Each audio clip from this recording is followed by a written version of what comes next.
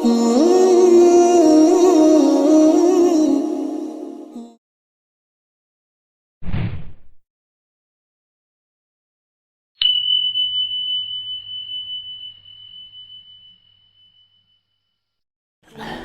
اللہ الرحمن الرحیم۔ علم دین مصطفیٰ صلی اللہ علیہ وسلم اور مدارس کی افراتفری۔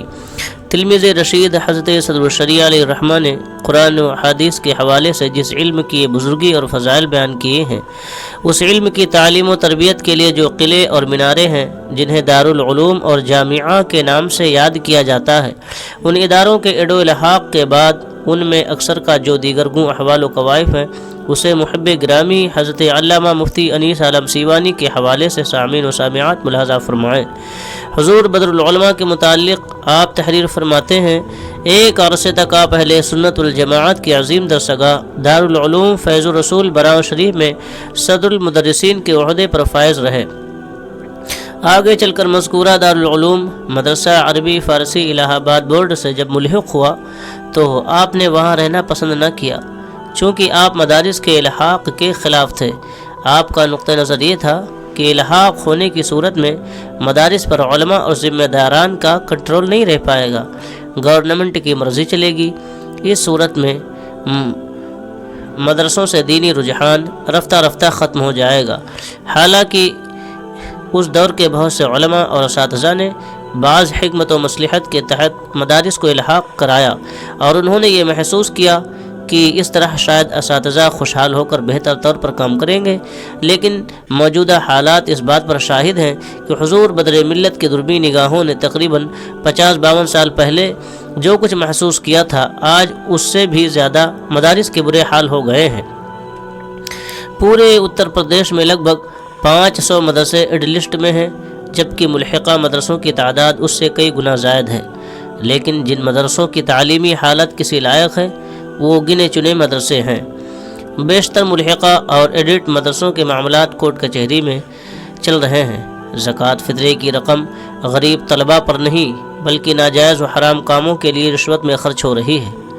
مدرسوں کے ناظم کسی استاذ کی تقرری کے لیے جب تک کہ لاکھوں روپے رشوت نہیں لے لیتے، اس وقت تک تقرر نہیں کرتے، اور بہت سے منیجروں کا پیٹ اس سے بھی نہیں بھرتا تو وہ مدرسین سے استعفا نامہ پہلے ہی لکھوا لیتے ہیں اور ہر مہینے تنخواہ سے کمیشن وصول کرتے ہیں۔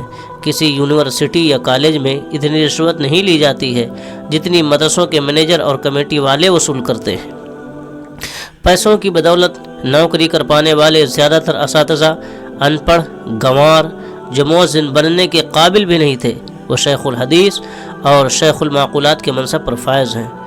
جب سے مدرسوں کا الحاق ہوا ہے تب سے مدرسین کی حالت ایسی ہے کہ ان میں اکثر مسائل شرعیہ سے بالکل نہ بلد ہیں۔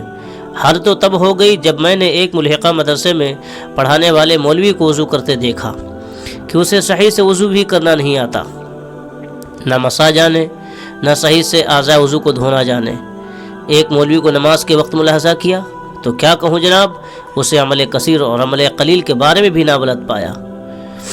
سبحان اللہ! اور کیا کیا بیان کروں۔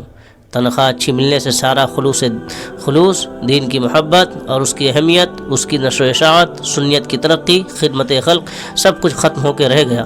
اگر کچھ رہ گیا تو وہ اچھے لباس، اچھا مکان، اچھی گاڑی، اچھا اسٹیٹس، پلاٹ، پراپرٹی، جائیداد۔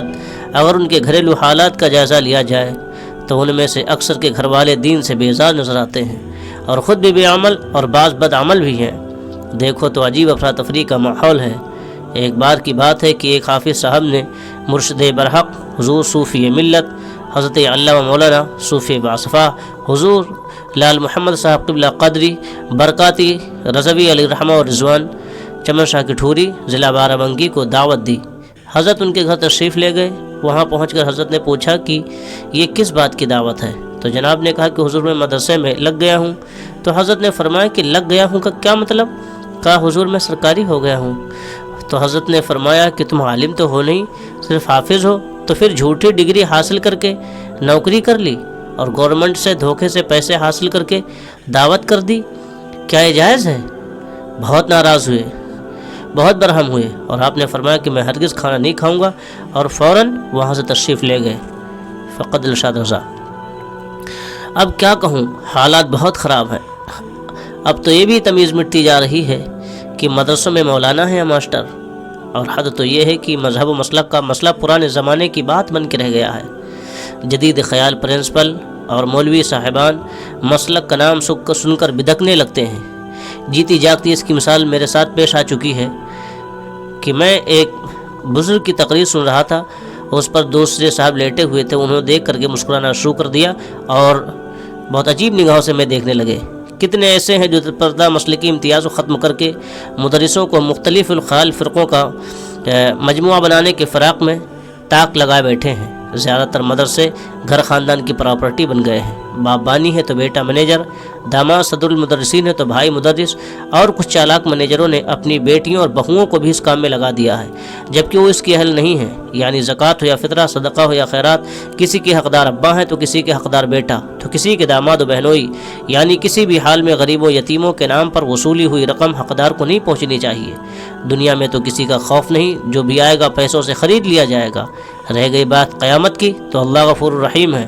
دین کے نام پر دنیا داری کی سب سے مکروہ صورت اگر دیکھنا چاہتے ہیں تو آج کے مدارس اور خانقاہ کو دیکھیں، جو بازاروں اور عشرت قدوں میں ہوتا ہے، اس کا بالکل نیو ماڈل آپ کو یہاں ملے گا۔ ایسا لگتا ہے کہ حضور بدر ملت اس مکروہ صورت کو دیکھ رہے تھے، اسی لیے ابتدائی دور ہی میں جب ملحقہ مدرسوں کے رجسٹر انگریزی تاریخ کے مطابق بننے شروع ہوئے تو آپ نے بھانپ لیا کہ آج تاریخ بدلی جا رہی، کل نہ جانے کیا کیا بدلا جائے گا، اور آج وہ سب کچھ نگاہوں کے سامنے ہے۔ ان حالات کے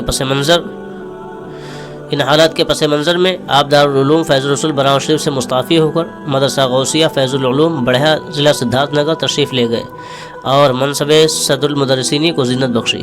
اخیر عمر تک یہیں رہے۔ بدر ملت عالم بھی تھے اور عالم گر بھی تھے۔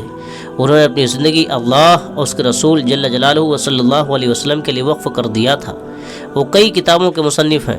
ان کی مشہور کتابوں میں سوانح اعلی حضرت اور پرائمری درجات کے بچوں کے لیے تعمیر ادب اور تعمیر قواعد کا کورس، فن معقولات میں جواہر المنطق اور ادب میں فیض الادب اول و دوم مدارس کے نصاب میں شامل ہیں۔ مذکورہ کتابیں اپنی افادیت اور معنویت کی بنیاد پر بین العلماء و طلباء مقبول و معروف ہیں۔ سینکڑوں علماء اور اساتذہ نے بدر ملت سے استفادہ علمیہ کیا، ان کی زیر تربیت رہے، لیکن بدر ملت کے حوالے سے اب تک جتنا کام ہونا چاہیے اور جو ہونا چاہیے وہ نہیں ہو پایا۔ اس کی اہم وجہ اپنوں کی بے توجہی اور تلامذہ کا عدم التفات۔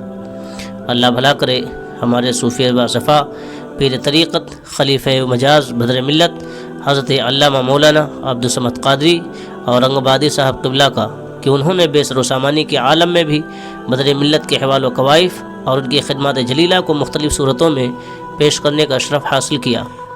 حضرت کے حوالے سے اب تک صوفی صاحب کی کوششوں سے کئی کتابیں منظر عام پر آ چکی ہیں۔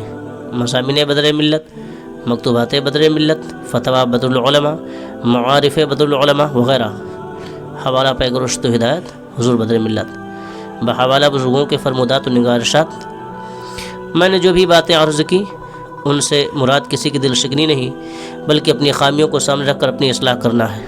اللہ ہدایت فرمانے والا ہے۔ اے کاش تیرے دل میں اتر جائے میری بات کڑوی ہے مگر سچی ضرور ہے۔ بات اچھی لگے تو لائک، کمنٹ اور شیئر ضرور کریں۔